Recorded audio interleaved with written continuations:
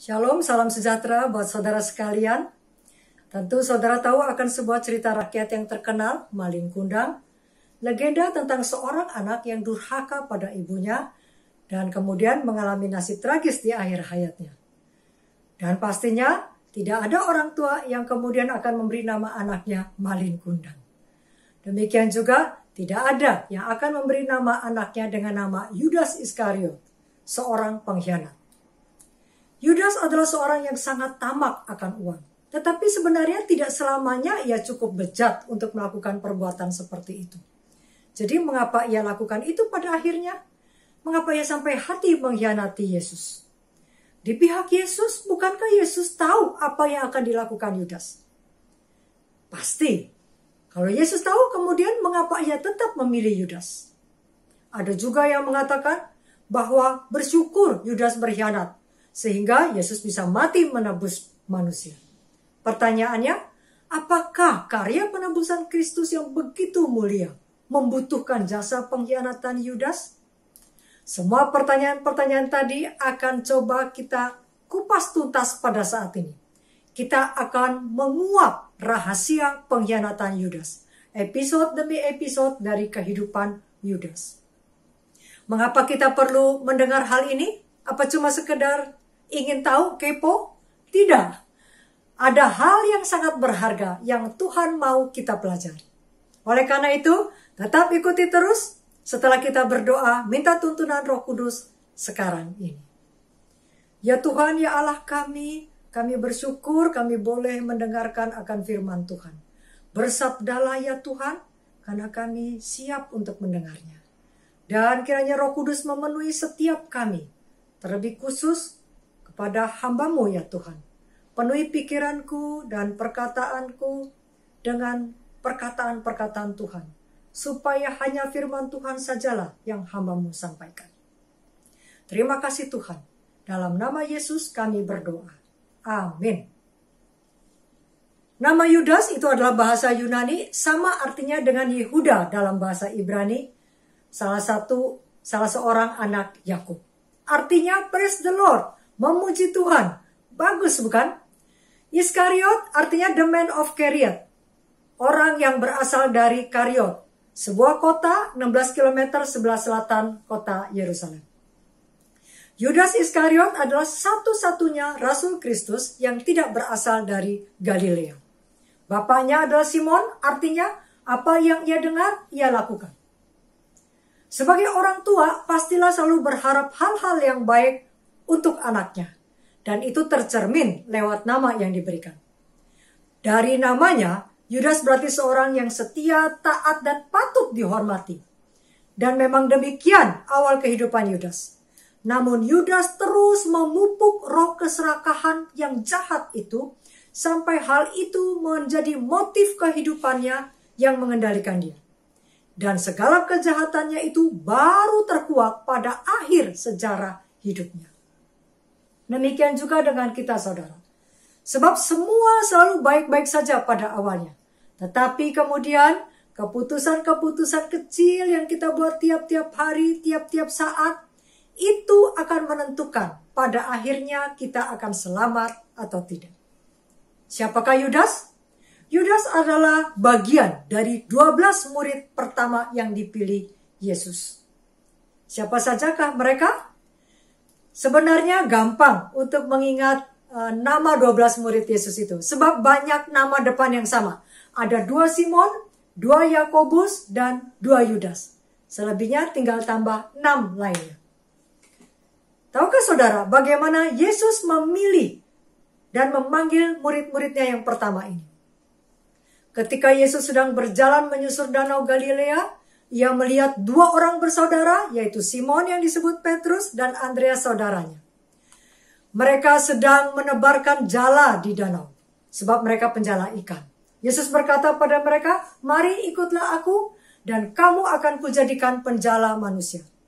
Lalu mereka segera meninggalkan jalannya dan mengikuti Yesus. Kemudian Yesus pergi dari sana, dilihatnya pula 2 orang bersaudara lainnya, yaitu Yakobus dan Yohanes, anak Zebedius. Yesus memanggil mereka dan mereka segera mengikuti Yesus. Lalu sekarang bagaimana Yesus memanggil Yudas? Nah, mungkin hal ini mengejutkan saudara. Sesungguhnya Yesus tidak memilih Yudas, tetapi Yudas sendiri yang meminta untuk bisa menjadi murid Yesus. Ketika Yesus dan murid-muridnya melanjutkan perjalanan mereka, datanglah seorang yang tidak dipanggil, mendesakkan dirinya di tengah-tengah mereka. Itulah Yudas Iskariot, yang mengaku dirinya sebagai pengikut Kristus. Di kitab Lukas dicatat sebagai seorang ahli Taurat. Jadi Yudas adalah seorang yang berpendidikan. Ia tampil ke muka meminta tempat di tengah-tengah murid-murid. Dengan sangat sungguh-sungguh dan tampak tulus, ia berkata, "Guru, aku akan mengikut engkau kemana saja engkau pergi." Bagus bukan? Yudas percaya bahwa Yesus inilah Mesias. Dan dengan bergabung dengan para rasul lainnya itu, ia berharap akan mendapatkan pangkat yang tinggi, posisi yang tinggi di dalam kerajaan Yesus yang baru itu. Tetapi Kristus yang mengetahui isi hati Yudas mematahkan pengharapannya itu, dan ia berkata dengan nada yang sedih tentang kemiskinannya. Serigala mempunyai liang dan burung mempunyai sarang, tetapi anak manusia tidak mempunyai tempat untuk meletakkan kepalanya. Yesus tahu betapa dalamnya kejahatan Yudas dan bahwa ia akan mengkhianatinya. Tetapi Yesus pun tahu jika Yudas tidak dilepaskan, ia akan terhilang. Inilah kasih Tuhan. Dengan menerima Yudas sebagai salah satu dari 12 muridnya, Yesus menempatkan Yudas untuk dapat melihat dan merasakan kasih Allah yang tidak mementingkan diri sendiri dan mengharapkan pertobatannya. Sebagai murid Kristus, Yudas telah melihat mujizat-mujizat yang Yesus lakukan. Dari 5 roti dan 2 ikan dipecah-pecahkan sehingga dapat memberi makan 5.000 orang dan masih sisa 12 bakul.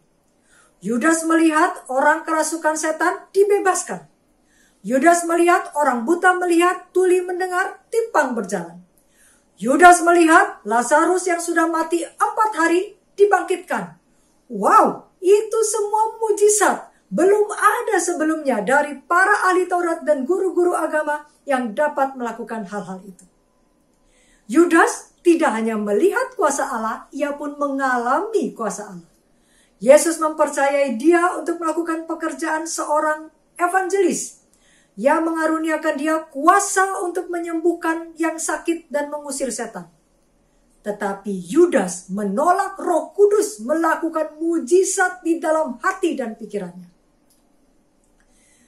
Yudas sesungguhnya mengasihi Yesus dan ingin bersama-sama dengan dia. Ia merasakan suatu kerinduan untuk diubahkan dalam karakter dan kehidupan. Tetapi Yudas tidak menyerahkan diri sepenuhnya kepada Kristus. Istilah zaman now tidak totalitas, cuma setengah-setengah. Ia tidak meninggalkan cita-cita duniawi atau ketamakannya akan uang. Meskipun ia menerima jabatan sebagai murid Kristus, ia tidak menempatkan dirinya di bawah pembentukan ilahi. Ia merasa ia dapat mengandalkan pikirannya sendiri. Dan ia memupuk cinta diri, serakah, dan pikiran negatif, suka mengkritik dan menuduh. Yudas menganggap dirinya sendiri paling pintar, paling terpelajar, memiliki leadership, dan merasa diri paling diandalkan bagi pekerjaan Tuhan. Namun ia tidak melihat kelemahan karakternya sendiri. Hal-hal inilah yang akhirnya membawa Yudas pada pengkhianatan. Jadi saudara, rindu saja tidak cukup. Jika kita tidak berserah total kepada Yesus, maka ketika segala sesuatu berjalan baik, kita bisa setia dan konsisten. Namun ketika datang kesulitan atau masalah kehidupan, sakit penyakit, atau ketika firman Tuhan menegur kelemahan atau dosa-dosa kesayangan kita, atau ketika membutuhkan suatu penyangkalan diri dan pengorbanan diri, kita menjadi tersinggung, kesal, dan marah. Gak usah singgung-singgung masalah makanan saya, pakaian saya, atau pacar saya. Jangan bicara tentang hobi saya, atau pekerjaan saya, perhiasan saya, dan sebagainya. Jangan juga suruh-suruh saya untuk mengubah musik saya. Wah, ini firmannya terlalu keras. Saya tersinggung dan saya kayaknya nggak cocok mendengar ini semuanya. Ini mah bukan kasih karunia. Sudahlah, bicara saja tentang anugerah, kebaikan Tuhan, kasih karunia. Gak usah singgung-singgung hal-hal itu tadi. Banyak orang berpikir bahwa yang diperlukan oleh umat Tuhan, baik pribadi ataupun gereja, adalah manifestasi kuasa Roh Kudus secara luar. Buta melihat, tuli mendengar, timpang berjalan, dan sebagainya. Firman Tuhan dengan jelas menuliskan bahwa pekerjaan Roh Kudus adalah menginsafkan kita akan dosa. Lalu ketika kita insaf, sadar akan dosa dan kejahatan kita, kemudian kita menyerahkan kehendak kita sendiri. Dan Roh Kudus akan mengubahkan kita. Raja Saul menerima kepenuhan Roh Kudus, bahkan ia mempunyai karunia nubuat. Tapi ia tidak tunduk pada teguran dan pembentukan Tuhan, dan akhirnya mati sebagai orang yang terhilang. Tragis, sekalipun 2 kali ia dipenuhi Roh Kudus. Jangan tertipu saudara. Jangan kita mengejar mujizat dan manifestasi kuasa Roh Kudus di luar kita. Tetapi kita mengabaikan dan tidak mengizinkan Roh Kudus bekerja di dalam kita, menginsafkan kita akan dosa-dosa kita, supaya kita bisa bertumbuh dalam karakter Kristus. 6 hari sebelum penyalipan, pada kunjungan terakhir Kristus ke Betania, Simon mengadakan sebuah pesta bagi Yesus dan murid-muridnya. Sebagai tanda terima kasihnya karena ia telah disembuhkan dari penyakit kusta. Di pesta itu, Maria Magdalena mengambil minyak narwastu murni yang mahal harganya, lalu meminyaki kaki Yesus, menyeka dengan rambutnya, dan bau minyak itu semerbak di seluruh rumah. Yohanes 12 mencatat, Yudas Iskariot berkata, mengapa minyak narwastu ini tidak dijual 300 dinar dan uangnya diberikan kepada orang-orang miskin? Kemudian di kitab Matius tercatat, melihat itu murid-murid. Sekarang akhirnya murid-murid yang berkata, dan mereka gusar, untuk apa pemborosan ini? Sebab minyak itu dapat dijual dengan mahal dan uangnya dapat diberikan kepada orang-orang miskin. Lalu mereka memarahi perempuan itu. Kita lihat di sini bahwa Yudas sangat disegani oleh murid-murid dan sangat berpengaruh. Namun yang disebarkan adalah bau busuk pengkhianatannya, yaitu kritikan dan hal-hal negatif. Setelah mengkritik Maria, ayat selanjutnya mengatakan, hal itu dikatakannya bukan karena ia memperhatikan nasib orang-orang miskin, melainkan karena ia adalah seorang pencuri. Ia sering mengambil uang yang disimpan dalam kas atau money bag yang dipegangnya. Yudas suka berpura-pura simpati kepada orang miskin, tapi sebenarnya tidak. Yudas tidak menaruh hati bagi orang miskin. Seandainya minyak wangi Maria itu dijual dan uangnya jatuh ke tangan Yudas, pastilah uang itu tidak diberikan kepada orang miskin. Yudas adalah bendahara yang memegang kas atau dompet dari kelompok Yesus dan murid-murid. Siapa yang memilih Yudas untuk melakukan tugas itu? Tentu Yesus. Uang yang dipegang Yudas itu adalah donasi dari orang-orang yang memberikan uangnya untuk Yesus. Itu bukan uang Yudas. Tuhan meminta Yudas untuk mengelolanya sebagai seorang bendahara, penata layan atau steward, untuk menyediakan keperluan kelompok kecil itu dan meringankan kekurangan orang miskin. Sama seperti Yudas, kita juga memegang dompetnya Tuhan. Semua yang ada pada kita adalah milik Tuhan. Setiap kita masing-masing adalah bendahara Tuhan. Yudas terus memupuk keserakahan dan memanjakannya, juga memanjakan mementingkan diri sendiri. Uang kecil yang diterimanya terus-menerus merupakan suatu penggodaan baginya. Sering bila Yudas melakukan pelayanan yang kecil bagi Kristus atau mencurahkan waktunya untuk maksud pelayanan, ia membayar dirinya sendiri dari kas yang minim itu. Menurut pikirannya sendiri, alasan-alasan itu dapat dipakai untuk memaafkan tindakannya. Tetapi bagi Allah, ia seorang pencuri. Sama seperti Yudas, kita pun sering mengambil dari uang Tuhan yang kita pegang, bagian yang harusnya untuk orang lain kita pakai untuk kepentingan kita sendiri. Sama seperti harum minyak narwastu Maria memenuhi rumah.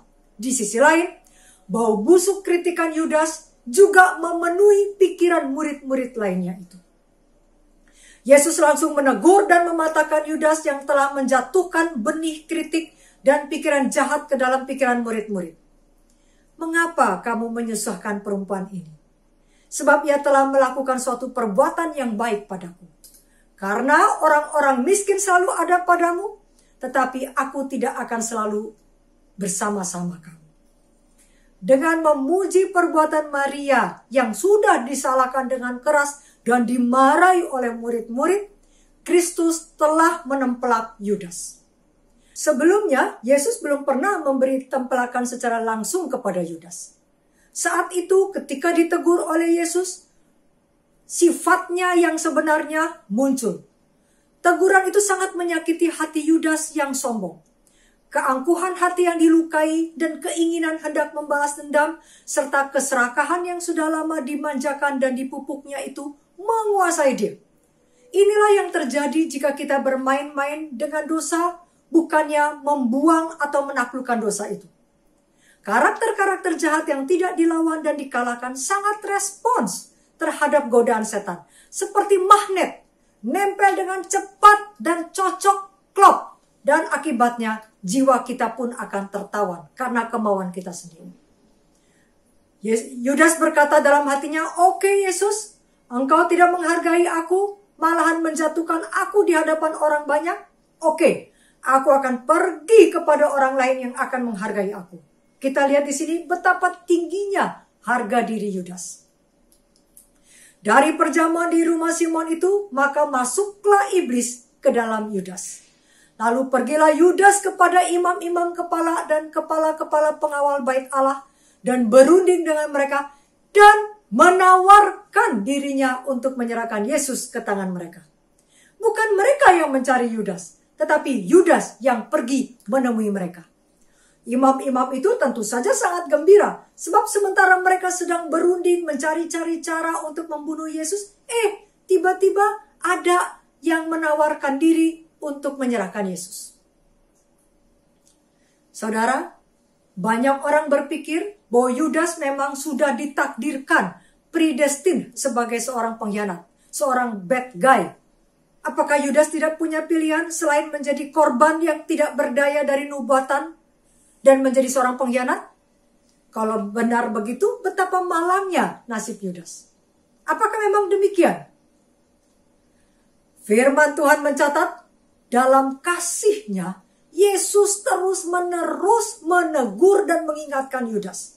Setahun sebelum pengkhianatan Yudas, Yesus berkata, "Tetapi di antaramu ada yang tidak percaya, sebab Yesus tahu dari semula siapa yang tidak percaya dan siapa yang akan menyerahkan dia." Ayat-ayat selanjutnya tertulis, "Bukankah aku sendiri yang telah memilih kamu, yang 12 ini? Namun seorang di antaramu adalah iblis." Yesus tahu siapa yang akan menyerahkan dia, tetapi ia tidak pernah menyebutkan nama Yudas sekalipun.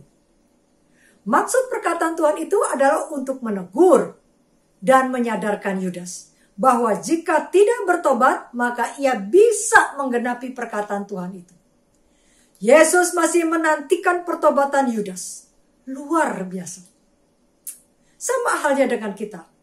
Apakah Yesus tahu siapakah di antara kita yang akan terhilang? Ya, pasti.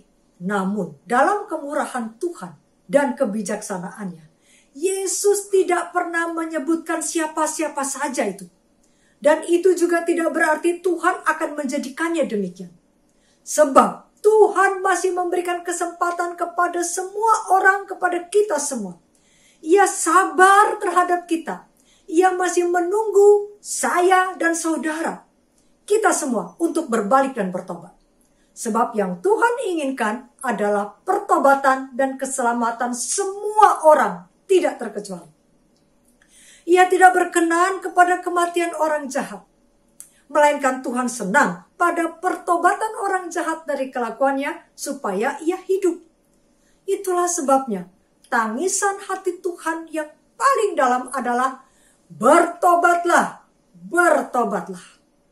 Luar biasa kasih kemurahan dan kesabaran juru selamat kita. Tak habis pikir. Fakta bahwa Yesus tahu akhir dari kisah hidup Yudas bukan berarti Yudas tidak punya pilihan. Yudas bukanlah korban nubuatan atau sudah ditakdirkan sebagai pengkhianat. Yudas mempunyai pilihan untuk bertobat. Fakta bahwa Yesus tahu akhir hidup kita tidak berarti bahwa kita tidak punya pilihan. Kita semua punya pilihan untuk selalu memilih Yesus dan bukan memilih Satan. Lebih jelas lagi, Yesus berkata, Anak manusia memang akan pergi sesuai dengan yang ada tertulis tentang dia. Akan tetapi, celakalah orang yang olehnya anak manusia itu diserahkan. Adalah lebih baik bagi orang itu sekiranya ia tidak dilahirkan. Matius 26 ayat 24. Tulisan ini tidak berarti harus Yudas yang menggenapinya. Yudas bisa untuk tidak menjadi pengkhianat, asal saja ia mau merendahkan dirinya, menerima teguran, dan bertobat. Dengan demikian, kita tidak perlu menganggap Yudas sebagai pahlawan yang karena jasa pengkhianatannya Yesus mati dan menebus kita. Tidak. Justru Yesus berkata, celakalah orang yang melakukannya. Sebenarnya sampai pada saat itu, Yudas belum mengeraskan hati sepenuhnya. Sekalipun ia sudah deal, sudah selesai mengadakan perjanjian dengan para imam dan ahli Taurat. Namun masih ada kesempatan bagi Yudas untuk bertobat. Pada malam terakhir, dengan berpura-pura seolah-olah tidak bersalah, Yudas masih bergabung dengan murid-murid lainnya saat Yesus hendak mengadakan perjamuan makan Paskah terakhir dengan 12 murid. Murid-murid lain tidak mengetahui apa-apa tentang maksud Yudas. Tetapi Yesus dapat membaca pikiran Yudas. Namun Yesus tidak membeberkan kesalahannya. Yesus masih berjuang akan keselamatan jiwanya. Hati Yesus menangis. Bagaimanakah dapat aku meninggalkan engkau, anakku? Pengaruh dari kuasa kasih Allah itu dapat dirasakan oleh Yudas. Malam itu Yesus membasuh kaki murid-muridnya termasuk Yudas. Ketika tangan juru selamat sedang membasuh kaki yang kotor itu dan menyekanya dengan handuk, hati Yudas benar-benar sangat terharu dan ia terdorong untuk segera mengakui dosa-dosanya. Tuhanku, maafkan aku, sebenarnya aku sudah bermaksud untuk mengkhianati engkau. Tetapi hatiku hancur melihat betapa besar kasih-Mu. Aku sadar dan menyesal. Kalau saja Yudas bertobat, Yesus pasti akan mengampuninya. Tetapi Yudas tidak mau mengerendahkan dirinya. Ia mengeraskan hatinya terhadap pertobatan. Dan karakter lama yang dikesampingkan sesaat lamanya itu kembali mengendalikan dia. Saudara sekalian, jika Roh Kudus menginsafkan kita akan dosa-dosa dan kesalahan kita dan memberikan dorongan pertobatan, mungkin lewat teguran dari suami, istri, anak, orang tua, kakak, adik kita, atau lewat khotbah dan bacaan kita, jangan abaikan dan keraskan hati kita. Jika kita terus-menerus mengesampingkan dan mengabaikan dorongan pertobatan, maka hati kita akan semakin keras. Dan kita semakin jauh dari Tuhan. Dan itulah yang terjadi pada Yudas. Saat perjamuan Paskah terakhir itu, Yesus berbicara lebih jelas lagi. Sementara mereka duduk di sekeliling meja, Yesus berkata sambil memandang murid-muridnya. Bukan tentang kamu semua aku berkata. Aku tahu siapa yang telah kupilih. Tetapi haruslah genap nas ini. Orang yang makan rotiku telah mengangkat tumitnya terhadap aku. Yohanes 13. Pada saat itu, murid-murid tidak mencurigai Yudas. Tetapi mereka melihat bahwa Kristus kelihatan sangat susah hati Namun mereka tidak mengerti. Lalu dengan sangat terharu, Yesus melanjutkan lagi. Aku berkata kepadamu, sesungguhnya seorang di antara kamu akan menyerahkan aku. Mendengar perkataan ini, mereka sangat terkejut, bertanya-tanya, ketakutan, serta dihinggapi tidak percaya diri. Mereka mulai memeriksa hati mereka masing-masing. Barangkali ada satu pikiran dan dosa yang tersimpan yang menentang guru mereka. Dengan perasaan yang sangat sedih dan pedih, satu demi satu bertanya, Lord, is it I? Tuhan, apakah orang itu saya? Apakah itu saya, Tuhan? Mereka pun sudah saling memandang satu dengan yang lain. Tetapi Yudas duduk diam. Yohanes yang duduk di sebelah kanan Yesus, dalam kesedihan besar akhirnya bertanya, Tuhan, siapakah itu? Yesus menjawab, dialah itu yang kepadanya aku akan memberikan roti sesudah aku mencelupkannya. Karena suasana sedang heboh, Yudas yang duduk di sebelah kiri Yesus tidak mendengar jawaban Yesus atas pertanyaan Yohanes. Dan sekarang untuk menghindari kecurigaan dari murid-murid lain, Yudas pun bertanya sama seperti mereka juga. Guru, apakah itu aku? Yesus menjawab dengan sungguh-sungguh. Engkau telah mengatakannya. Sesudah berkata demikian, ia mengambil roti, mencelupkannya, dan memberikannya kepada Yudas, anak Simon Iskariot. Dan sesudah Yudas menerima roti itu, ia kerasukan iblis. Maka Yesus berkata kepadanya, apa yang hendak kau perbuat, perbuatlah dengan segera. Dalam keheranan dan kekacauan karena niatnya sudah dibeberkan, Yudas pun berniat hendak pergi dengan segera meninggalkan ruangan itu. Dikatakan di Yohanes 13 ayat 30. Yudas menerima roti itu lalu segera pergi. Pada waktu itu hari sudah malam. Sebelum langkah ini diambil, sebenarnya Yudas belum melewati batas kemungkinan adanya pertobatan. Tetapi ketika ia meninggalkan hadirat Tuhan, keputusan akhir, keputusan final telah diambil. Yudas telah melewati garis batas. Hari sudah malam ketika hati kita tidak terhubung dengan Kristus. Hari sudah malam bagi Yudas, dan itulah malam terakhir hidupnya. 3 tahun ia bersama Yesus, tapi hatinya begitu keras, tidak berubah. Yudas pergi dari hadapan Yesus dan hari pun malamlah. Di luar Yesus hanya ada kegelapan malam. Ketika kita meninggalkan Yesus, kita pergi kepada kegelapan di luar sana. Saudara, sungguh luar biasa dan mengherankan kesabaran Yesus terhadap Yudas. Pada malam terakhir itu, sekalipun Yudas sudah selesai bersepakat, sudah close deal dengan para imam dan ahli orang Farisi, Yesus masih memberi dia kesempatan untuk bertobat. Yesus sudah usaha habis-habisan dengan Yudas. Terakhir, di meja perjamuan itu dengan membaca niat yang tersembunyi dari hati Yudas, Kristus memberikan Yudas bukti terakhir dan meyakinkan tentang keilahiannya. Dan bagi Yudas, inilah panggilan terakhir kepada pertobatan. The last call. Tapi tetap dipatahkan oleh kekerasan hatinya. Yudas hanya menjadi lebih nekat lagi. Kaki yang telah dibasuh Yesus itu berjalan keluar hendak menyelesaikan pekerjaan pengkhianatannya. Setiap hari pintu kasihan bagi beberapa orang telah tertutup.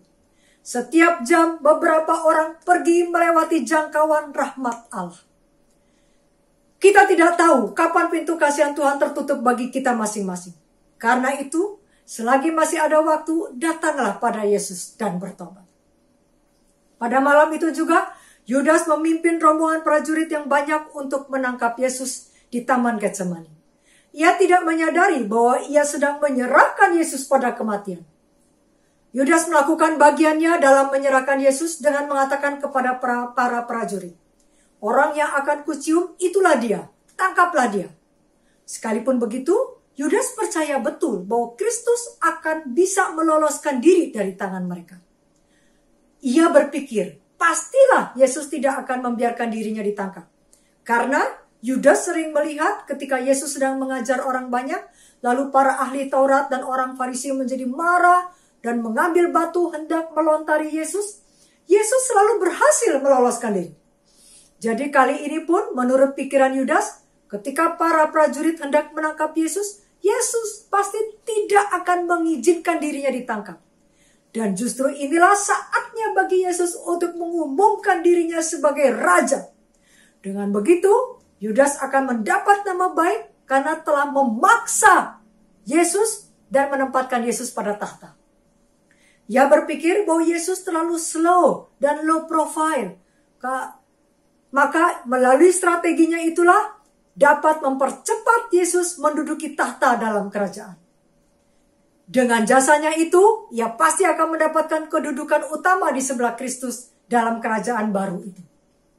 Tapi dengan keheran-heranan, Yudas melihat bahwa juru selamat membiarkan dirinya diikat dan dibawa. Dengan penuh keheranan dan kecemasan, diikutinya Yesus dari taman ke tempat pengadilan. Yudas terus memperhatikan Yesus dan menantikan saatnya Yesus akan mengejutkan para musuhnya dengan menunjukkan kuasanya sebagai anak Allah. Namun ketika saat demi saat berlalu, dan Yesus membiarkan dirinya dinista, diejek, ditampar, dan diludahi oleh orang-orang yang sudah kerasukan setan itu, suatu ketakutan yang mengerikan dirasakan oleh si pengkhianat itu, karena ia telah menjual gurunya kepada kematiannya. Ketika pengadilan itu hampir berakhir, Yudas tidak dapat lagi menahan siksaan rasa bersalah dari batinnya. Tiba-tiba suatu suara yang serak bergemuruh memenuhi ruangan, mendatangkan kengerian kepada semua orang. Ia tidak bersalah, kasihani dia, oh Kayafas. Sambil berlari cepat-cepat ke kursi pengadilan, ia melemparkan di hadapan imam besar keping-keping perak yang telah dibayarkan untuk mengkhianati Tuhannya. Aku telah berdosa karena menyerahkan darah orang yang tak bersalah. Yudas tersungkur di kaki Yesus, mengakui dia sebagai anak Allah, dan memohon agar Yesus melepaskan dirinya sendiri. Yesus tahu bahwa Yudas tidak bertobat. Pengakuannya dipaksakan dari perasaan bersalah yang menakutkan dan akan hukuman yang akan diterimanya. Yudas tidak bertobat dan hancur hati karena ia telah berdosa menyerahkan anak Allah yang tidak bercacat itu. Meskipun demikian, Yesus tidak mengucapkan perkataan yang mempersalahkan. Yesus memandang Yudas dengan belas kasihan dan berkata, "Untuk saat inilah aku datang ke dalam dunia." Saudara sekalian, pertobatan adalah bukan ketika kita menangis, tetapi ketika kita berubah. Kita tidak perlu menghukum si pengkhianat itu. Sebab Yudas cepat-cepat meninggalkan ruangan itu sambil berseru, "Sudah terlambat, sudah terlambat." Dan ia menggantung dirinya sendiri. Ia mati sebelum Kristus mati. Tragisnya, ia tidak hanya kehilangan nyawanya, tetapi kehilangan keselamatannya. Yudas ingin cepat-cepat mendapatkan kedudukan di bumi ini dengan perbuatan keji itu, sehingga ia kehilangan kedudukannya di Yerusalem baru. Di tembok kota Yerusalem baru di surga terdapat 12 batu dasar, dan di atasnya tertulis nama ke-12 rasul. Nama Yudas harusnya ada di salah satu batu dasar itu, tetapi sudah digantikan dengan Matias, penggantinya, setelah Yudas mengkhianati Yesus. Satu hal penting lainnya adalah, jika kita tidak menyelesaikan bagian kita, jika kita menyerah dan berhenti di tengah jalan, ada orang lain yang akan menggantikan kita dan mengambil kesempatan itu. Sejarah hidup Yudas menunjukkan suatu kehidupan yang tragis, yang sebenarnya bisa tidak demikian. Yudas tidak pernah bercita-cita untuk menjadi pengkhianat, tetapi itulah yang akhirnya terjadi. Jika seseorang yang awalnya adalah seorang rasul Kristus, namun kemudian terhilang, lalu bagaimana dengan saudara dan saya? Tidak ada yang kebal. Hal ini dapat terjadi pada siapa saja di antara kita. Selama 3 tahun pelayanan Yesus, di mana Yesus berada, di situ Yudas ada. Tetapi kisah hidup Yudas mengajarkan kita bahwa itu saja tidak cukup. Kita harus mengalami perubahan hidup seutuhnya. Kehidupan Yudas mengajarkan kita bahwa tidak cukup hanya menjadi murid saja. Tidak cukup hanya percaya bahwa Yesus adalah Mesias. Tidak cukup hanya dipenuhi Roh Kudus untuk bernubuat atau bahkan melakukan mujizat. Tidak cukup hanya mendengarkan firman dan pengajarannya. Tidak cukup hanya mengikuti upacara basuh kaki dan makan perjamuan kudusnya. Tetapi kita harus berserah total sepenuhnya kepada Tuhan dan menurut pada pembentukan ilahi. Akhir kata, Yudas menjual Yesus dengan harga yang sangat murah. Harga seorang hamba 30 keping perak. Tetapi ironisnya, kisah hidup Yudas itu menjadi peringatan dan pelajaran yang sangat mahal bagi kita semua. Untuk tidak meniru Yudas. Amin.